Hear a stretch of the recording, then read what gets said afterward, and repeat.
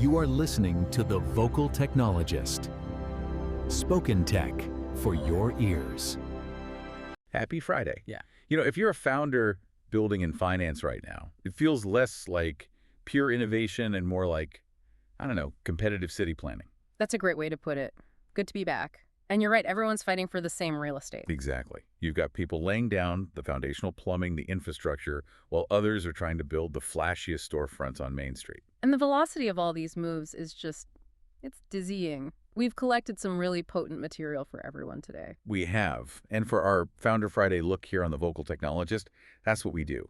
We sift through the major strategic shifts, you know, from regulatory moves in crypto to some really eye-watering market valuations. And how giants are using AI to reboot entire industries. Right. So our goal is pretty simple. Deliver the crucial intelligence you need to navigate all this. And the big story we're seeing is this collision.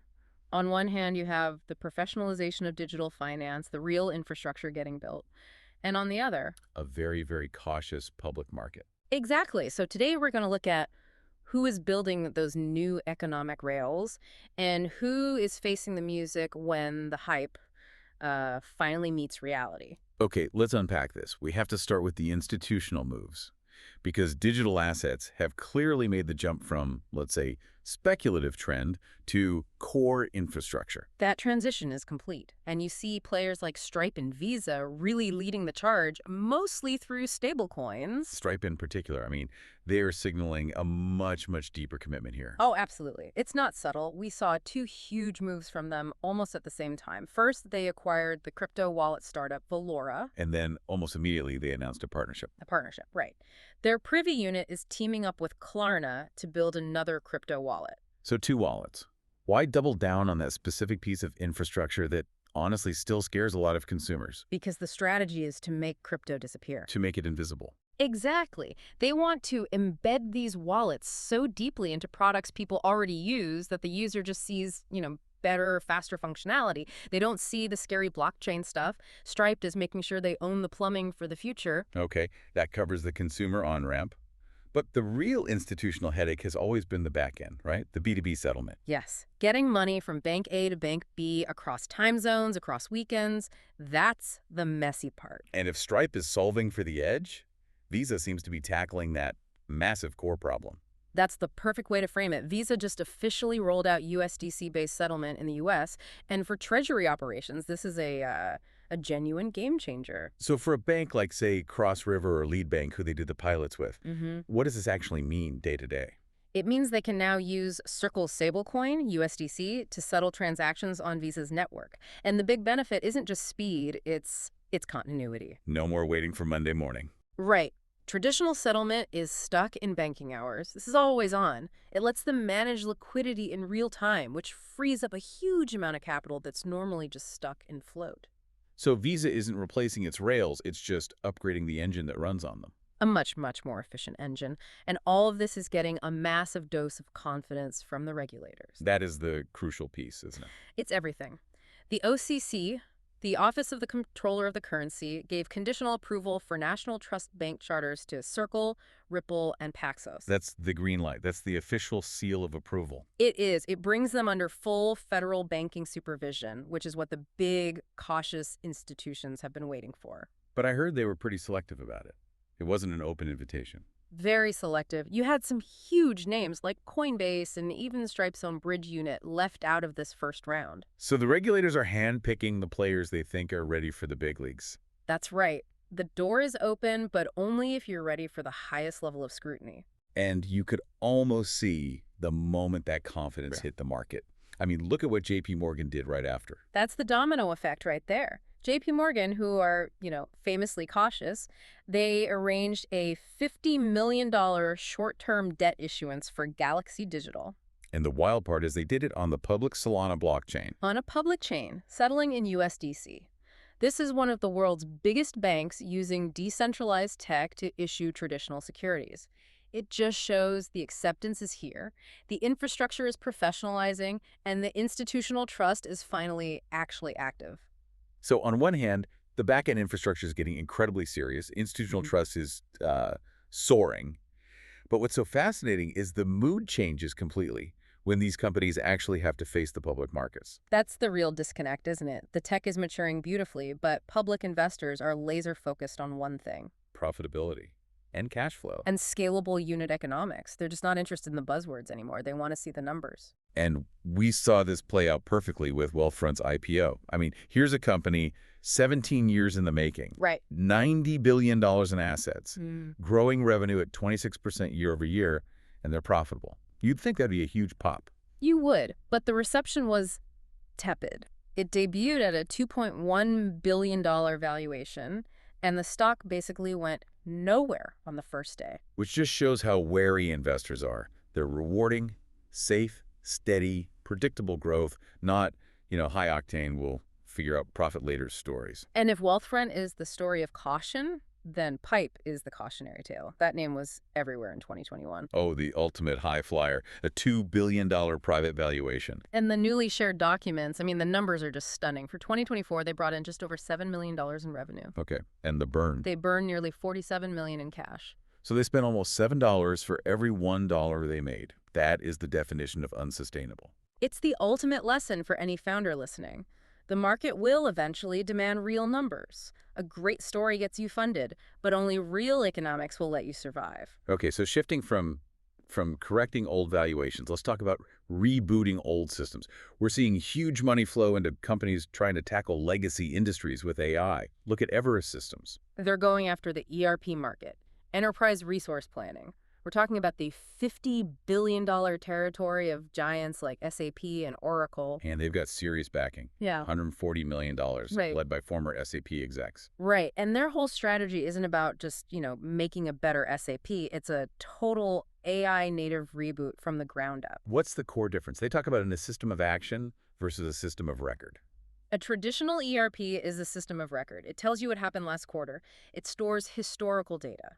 Everest wants to build a system of action that uses AI to give you real-time insights, to automate workflows, to help you make decisions now. Turning the ERP from a bottleneck into a co-pilot. Exactly. But here's the paradox that I just find incredible. You have billions being poured into these AI systems. And yet, a survey from DataRails found that 54% of Gen Z finance employees love Excel. They love it. Yeah. More than any other generation. They see it as critical to their career and would think twice about joining a company that tried to take it away. It's amazing, isn't it? It's the spreadsheet paradox. Yeah. We are building these unbelievably complex AI systems, and the people on the front lines are still saying, yeah, that's great, but just send it to me in a sheet. It really speaks to the human need for control, for transparency. The spreadsheet is still the ultimate comfort blanket for corporate finance. Okay, this is where it gets really interesting, because we see all this infrastructure connecting with the actual user experience. Yeah. Fintechs are realizing it's not enough to be good at just one thing. No, you have to expand horizontally. It's a strategy for survival, for stickiness. Yeah. You have to own more of the customer's daily life. And that diversification is everywhere. Look at Revolut. Their main business is money, but they just launched a cellular service in the UK. On Vodafone's network, it's about $12.50 a month. A cell phone plan. At first glance, that just feels like mission creep. It seems like it, but it's not. It's what Klarna and Nubank are doing too. They're adding these adjacent services that force daily engagement. You check your bank balance maybe a few times a week, but you use your phone every single day. It creates more touch points, makes it harder to leave. Exactly. And you see the same logic with Mercury. They built this incredible business bank for startups. And now they're coming for the founder's personal money with Mercury Personal. It's a very shrewd move. They're targeting their core user and offering them a premium consumer account. High-yield savings, investing, expanded FDIC insurance. They want the whole picture, not just the business account. And that desire to own the whole relationship is driving consolidation too. We saw Mollie agree to acquire GoCardless. That's all about reducing fragmentation in Europe. It's a nightmare for businesses trying to scale there. Too many different payment methods. Far too many. So by combining Mollie's card payments with GoCardless's bank payment expertise, they create one unified platform. It makes life so much easier for merchants, especially for things like subscriptions. But the real frontier, the thing that feels like it's from 5 years in the future, is this agentic commerce idea. Right. This is where AI stops being a tool for optimizing things and starts becoming the sales channel itself. An autonomous agent that buys things on your behalf. That's it. And Klarna is building the data layer for it with their Agentic product protocol. They're giving AI systems live, structured access to, 100 million products? 100 million products, 400 million prices, all standardized. So when you tell your AI to find you the best headphones, it has real data to act on. And of course, Stripe immediately responded, signing up retailers for their own Agentic commerce suite. The implication there is it's profound. The next big place we shop won't be a website. It'll be an AI. Yeah. And they're all fighting to be the payment rail for that AI. Which brings us to PayPal's big power move. Getting their own bank charter. A Utah-chartered industrial bank. For a company that's already a financial giant, this is the final piece of the puzzle. Why is it such a big deal? It's total vertical integration. It lets them originate their own credit, which is way more profitable. It lets them offer FDIC-insured savings accounts, which is a cheap source of capital. And, crucially, it gives them direct access to the card networks. So they can cut out the middlemen. Cut out the middlemen, lower their costs, and tighten control over their entire financial stack. It's a massive strategic play for autonomy. So, if we synthesize everything we've looked at, you can really see this twin track of growth in fintech today. Yeah, you really can. On one track, you have this high-level institutional acceptance, the Thor's CC approvals, Visa's USDC settlement, that's creating a durable, high-value lane for digital assets.